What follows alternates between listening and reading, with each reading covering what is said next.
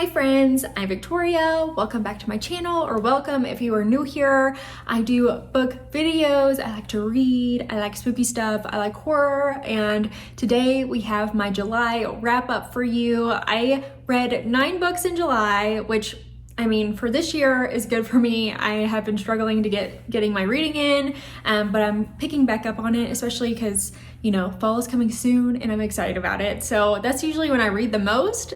And I can't wait for that season. I have a lot of videos coming up for that, so please subscribe if you like bookish videos, especially like spooky horror, thriller stuff.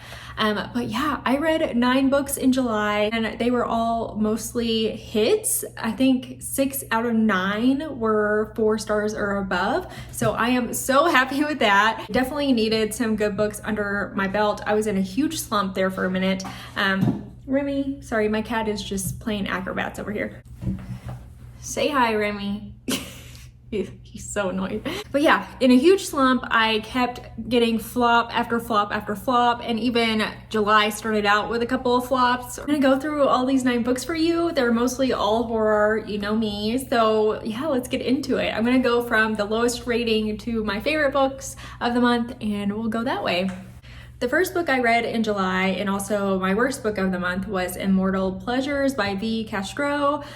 Oh, it was not good. This one is about a vampire, which I love vampires. Anything vampire, I'm in it. I will pick it up. I mean, I don't really need to know much else. This one, the synopsis is nothing like what the book actually is. Like, we have a lot of talk of like Aztec ruins and artifacts and that timeline, and we don't get a ton of that. We do get flashbacks to that time, but that's not really what this book is about at all. But we have this woman who has been a vampire for a few hundred years, and it's present day. She has turned into a antiquity collector and mainly tracking down items that were stolen during colonization of her home. And in her search for certain artifacts, she has this one item of skulls that she's been looking for that have importance to her, and she finally tracks them down. And in her quest to go pick up these items, she meets this guy, a normal old bloke. They're in Scotland, I don't know, ignore me. But she just meets a normal dude. He doesn't know she's a vampire, and they strike up this relationship, and it's like her immediately falling in love with this guy when she's been a vampire for hundreds of years, and suddenly just finding someone that's right for her. I don't know, it was very strange to me. And then mainly we just have a lot of them hanging out together, doing it. The scenes were spicy, I'll give it that. But a lot of it was just like nothing was happening. And I was like, okay, well, when are we even getting to the artifacts and this other stuff? And we eventually do, to where there's this other vampire from her past, and he has tracked her down, he has found her, and he's like using the skulls as a way to like get back at her and wants to kill her.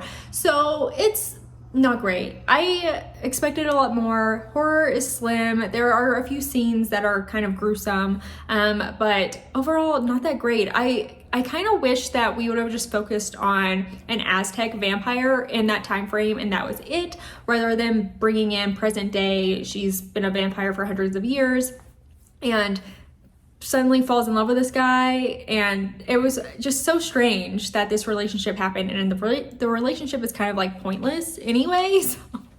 And then she finds this other vampire that's like the head of all vampires. It was just really cheesy, silly, did not like the story, and I do not recommend it. And now I'm looking at it on Goodreads. I gave this 2 stars, and now I'm looking at it on Goodreads, and it has 2.97 stars, which, you know, on Goodreads, like, it's bad if it gets below 3. So yeah, don't pick this one up. Maybe I'll read something else by V. Castro. I do think they have some books that are popular, but don't pick this one up. I do like the cover though. It sucked me in. The cover and the vampires, it got me. I was tricked. Victoria from the future. I don't know how I forgot one book because it made me so mad, and I guess I just wanted to erase it from my brain.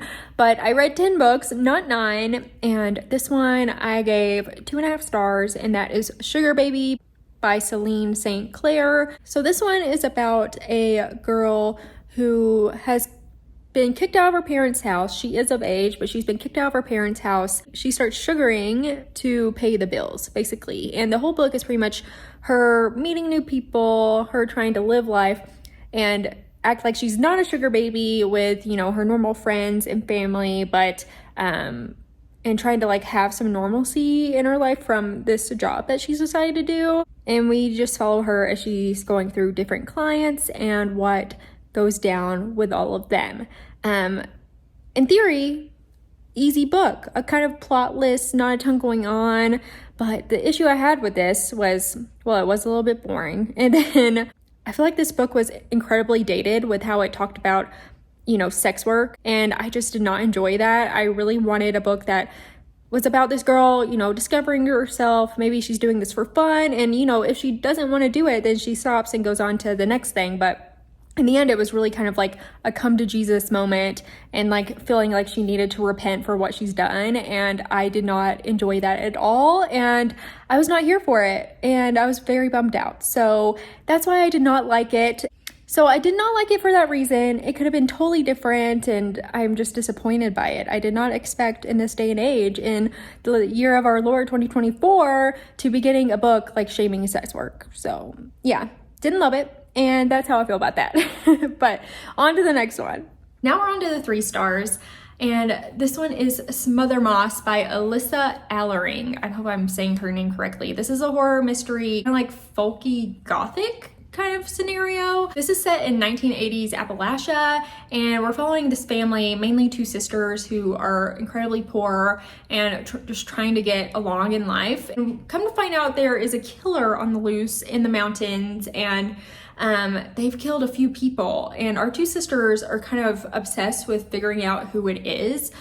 We also get some commentary here on grief, loss, and I really did like the sister characters in this. I also really love the atmosphere. We're in the mountains, it's summery. I mean, it's called Smothered Moss. The cover is really cool, and I did really like that. I'm also from the South, so I feel like I could, you know, kind of hear and relate to some of the things that they were talking about. The mystery is okay. It's more that it's just like all over the place. We have a lot of magical realism thrown in here that really takes you on this like roller coaster of like, what is even happening?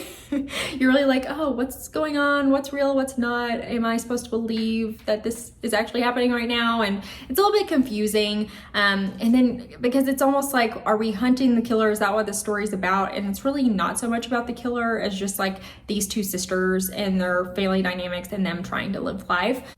And in my Goodreads rating, I mentioned that it's somehow accomplished having the feeling of like so much happening, but also like nothing happening at the same time. Like it was just so strange and confusing that your mind is like, what's going on? What's going on? But literally nothing is happening. But it's still fine. It's really atmospheric. Sorry, my cat is in the cabinets, and if you can hear that. But not my favorite book out there. Next is Horror Movie by Paul Tremblay. I ended up giving this 3.5 stars, which I think that's good. I think that's good. Part of me is almost like, should I bump it down to 3? I don't know. But 3.5 stars is what I ended up giving it. I think that's fine. But I'm sure you've heard about this one if you are in the horror space. It's been pretty popular this summer as a new release. This is about a guy who was part of like a really budget horror movie in the 90s. It was never completed or released, but some of the clips were released on YouTube, and then it gained a cult following that way. And now a studio has picked it up to produce the movie and create a new one and release it to the public. Our main character is the only person still alive from the film, the original film. And it might sound like a cursed film book, but it's not quite. Things kind of start to get weird, and we're going back and forth between the original filming and what happened then what is going on now, where he's like working on this reboot. It's not so much as a cursed film as like psychological horror. I think that labeling it a cursed film book is kind of missing the mark, because the film isn't bad. It's really just like the people, and there is a little bit of a supernatural element to it that I enjoyed. But the first half I did not like. It's a lot of waiting, a lot of just information that I did not care about. Nothing was happening, and I was bored. And then the second half, it picked up, and I really did love the ending. I think the ending amped up in a way that I was like, oh, I didn't see it going that way, and I was happy about it. And it wasn't like all happy ending, which I hate when that happens for horror books, so I was happy about that. And the ending does get a bit spooky, so I'm here for that. I ended up giving it 3.5 stars because half of it I didn't like, but the second half I did really like, and I really loved the ending. So that's where I was with that. I mean, I don't think this is for everyone, and it's definitely getting like mixed reviews, and I see why. I feel like a lot of people would probably want to DNF this because it is a hard one to get into and it feels like nothing's happening. So I get that. Now we're on to my 4-star reads, and the first one is Island Witch by Amanda Giatisa. I believe I'm saying that correctly. This one is about this girl whose father is a demon priest in Sri Lanka, and we're set in the time when British colonizers are coming over to the island and kind of taking over, and the colonizers have kind of turned the people on her dad and her family, saying that he's a fraud, a crook, and calling them witches. Apart from this, we also have like people going missing in the woods and bad things happening to people. So they are kind of blaming it on this family. And we have our main character, she is trying, I think her name's Amara, and she's trying to prove that, you know, their family is not at fault for these disappearances and these bad things happening. I really enjoyed this one. The atmosphere is super good for summer. You're on an island, there's a jungle, beaches, you know, the ocean. You have scenes where they're walking on the sand, and for atmosphere, I really did enjoy that. What I really liked about this one was how the people in this community really, I just hated them so much. This book does, sorry if you can hear my dog, but this book does such a good job at painting these villains, and basically this family is just getting bullied so terribly, and a lot of dark things end up happening. Like, I thought this was not going to be so dark, but there is a lot of triggering topics in here. But man, this made me hate so many characters, and I was like, come on, I need some revenge. I need like a good for her story, and this does go there. I will say that the horror element is slim. It's not a ton of horror. We have a lot of talk about like cultural things and really explaining the differences between, you know, the Sri Lankan community and the colonizers that are there, and the changes that they're trying to make to these people. And I really enjoyed that. And we also get like an interesting like friendship and family dynamics here, and a lot ends up going down at the end, and it really does pick up near the end. I really enjoyed this one. It wasn't perfect, but I had a really good time.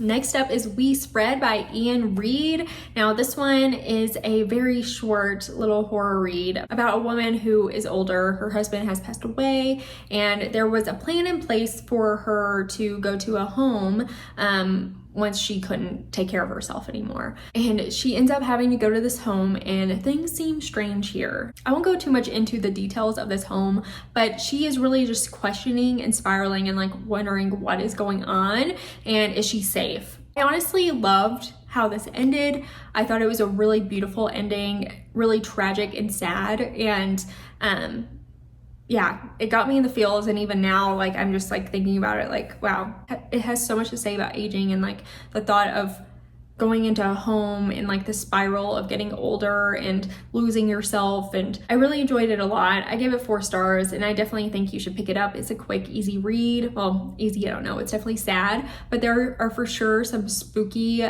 scenes in here, and I really loved our main character so much. So yeah, I would pick this up and give it a go if you haven't already. I know it's pretty popular and it's been out for a while, but I just now got to it. I'm so glad I did. On to my 4.5 star reads. We have Pink Slime by Fernanda Trias. I hope I'm saying that correctly. Now this one is another shorter book. This one is about a virus that is airborne, and we start off where, and essentially we have one day this algae that shows up, it's red, and everyone's like, oh my gosh, the ocean's red from this weird algae stuff. And then one day the fish turn up dead, and then the birds disappear, and the rain stops falling, and it's very like apocalyptic, kind of like dystopian kind of thing. We still have people living through this, and really they mostly only get sick when this like red wind comes through and pushes this weird virus into the air. And it's a literary horror. It's mostly focused on this woman and her just making it through life and the people around her. They are all kind of hungry and they can only eat this pink slime, and that's manufactured. No one really knows where it comes from. And it's just like a book of dread and mystery, and it's eerie and like fills you with despair. And for horror, like, it did a great job in that arena. Like, the horror elements are more just like, oh my gosh, like, I am filled with dread right now. So I really loved it for that, and it's a quick, easy read, and I highly recommend it. It's been translated from Spanish, I believe, and I feel like there were some areas where I was a little bit confused, maybe by the translation, or maybe it's just like meant to, you know, leave things up for interpretation. But man, I enjoyed this. You should definitely pick this up if you like lit horror and kind of like weird girl books. This will, you know, scratch that itch for you. My next 4.5 star is The God of the Woods by Liz Moore. This is a new release. It's been super popular and the reviews are popping off. Like, everyone has something pretty good to say about this, I feel like, and myself included. I devoured this. It is a longer one, and I sat down and, you know, I was having some stuff going on in my life and I was like, I needed a distraction, and I sat down one day from like 5 p.m. to midnight and like finished this book. Had already started it, but I was like probably only 30% in, and then I read the rest in almost one sitting basically. So I loved it and I was hooked. We are in this community where there's a campsite, and the camp is kind of owned by this really affluent family, and they also own a lot of property and a huge home there. And summer camp has just started. You know, one of the camp counselors goes into her cabin to check on the kids, and one of her kids is missing, named Barbara. I think she was like 15 or something. But come to find out, Barbara is the daughter of this really affluent family that owns basically everything in the city. And then 14 years earlier, her brother actually went missing when he was 8. So we have like 2 mysteries here. It's really just people trying to solve what happened to these 2 kids, and we're getting like a double mystery, which is a lot of fun, and I love the atmosphere. We have a ton of characters here. This is one that needs your full attention. We have tons of like back and forth to different timelines. I think we have like 7 or 8 POVs in the end of it, and it's a lot. So you definitely need to, you know, have your attention on for this one. But I thought the mystery was good, and I was intrigued, and I was like wanting to see where it all went. I did solve both of the mysteries prior to the ending. I solved the 8-year-old's mystery that was older, probably like, I don't know, I can't remember, like well before halfway in, maybe like 40% in, I think. And then I solved the second one about like 60 or 70-ish, which is fine. I was totally fine with it. I wish I could like shut off my brain to be like, don't try to solve this, don't try to figure this out. It's like my toxic trait. I hate it so much, like whether it be books, movies, whatever, I'm always like, wheels start to turn and I'm like, can I solve this? And I'm like, why am I doing that? I can't stop myself, but that's okay. I will say this is tropey. We have lots of tropes in here. Some you might love, some you might not love, and I was totally okay with it because I was just having such a good time. But there's a few things, like we have bad cops, and then we have like crappy boyfriends, and we have like a punk teenager, and then we have like a serial killer that has escaped from prison and is in the woods. Which is kind of hilarious, but some things end up happening conveniently, and I was able to fully ignore all these things because I just enjoyed it so much. So I will be completely honest about those things, and that might be, you know, negative marks for most people, but I just really liked it. So yeah, 4.5 stars for me. I had a really good time, and nothing can change my mind about that. Now we're on to my 5 stars. I had 2.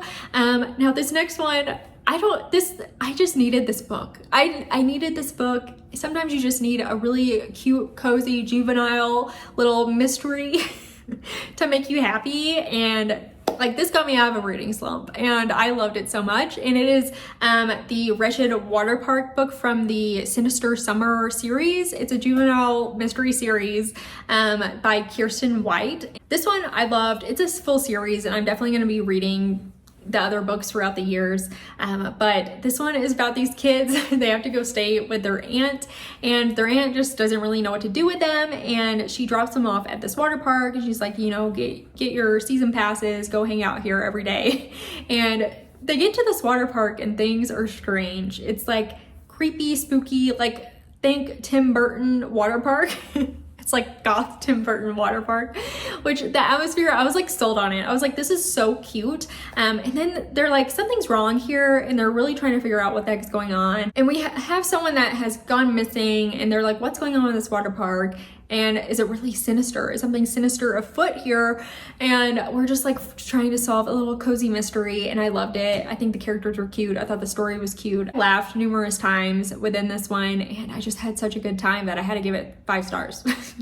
I mean, it's juvenile fiction, so, you know, don't have your expectations so high, but it just made me happy, and that's what I needed. So that's why I gave it 5 stars. I definitely recommend these. I think that more people need to read like juvenile fiction. Just give it a try, because sometimes it's just so cozy and heartfelt and makes you feel good, and I love it for that reason. And I definitely pick up juvenile fiction every now and again, just because it just makes me feel like a child, and I wish I wasn't old. So, you know, it's fine. I know there's one that's like about camping that I'll probably read when we go camping in a few weeks, so yeah. Okay, my next and last book is another 5-star, and it is called A Guest in the House, and it is by Emily Carroll. Now, this is a graphic novel, and I've been trying to get more into graphic novels and picking them up. I just think there's something a little bit different and fun about them, and kind of similar to like juvenile fiction, where it's just like the pictures add a little bit of fun and whimsy to my day. So, except this one's super depressing. I will say, this is a sad, like devastating story, but it's beautiful. We have this woman who's recently married this man, and he has a younger daughter, and his wife passed away. And increasingly things start getting strange. Like our main character starts seeing this creepy ghost lady. Like their imagery is actually pretty spooky, and she feels like she's being haunted, and like she's kind of losing it because she's like, I don't know what's going on. I'm being haunted by this person. And then she's becoming more and more skeptical of the person that she married, and she starts questioning what happened to his former wife and how she died. This is beautiful. There's a lot of talk of like grief and loneliness in here. I really enjoyed it. It's just a really good, easy story, quick to go through, and I for sure recommend it. Make sure you're ready for something sad and like, whoa, what did I just read? Because it was just like so intense. And also it's like in such a short format that you're like, wow, so much happened in such a short time. And the ending is really kind of up for interpretation, which I enjoyed. And just the imagery, the illustrations were so good, and I really liked our main character a lot. So I would definitely give that a try. It is good for summer. We're like at a lake house, and it's giving summer atmosphere, but also really good for like spooky season too, because it's creepy for sure. But that is my wrap up for July. I'm so excited to get back into filming and wrap ups and all the things. I know I've been slacking, but I do have reading vlogs up for most of these books if you're interested in seeing my thoughts throughout the process and just like me poking and bopping around throughout the days. But thank you so much for being here, and if you like this video and you like bookish content, please subscribe, and if you like this video, give it a thumbs up. That helps me a lot. But I look forward to seeing you in the next video, and if you have any recommendations or if you read any of these, please let me know below. I would love to chat about it. I love chatting about these books. Yeah, let me know. Thank you again so much for watching. I appreciate you, and I hope you have a lovely spooky rest of your day.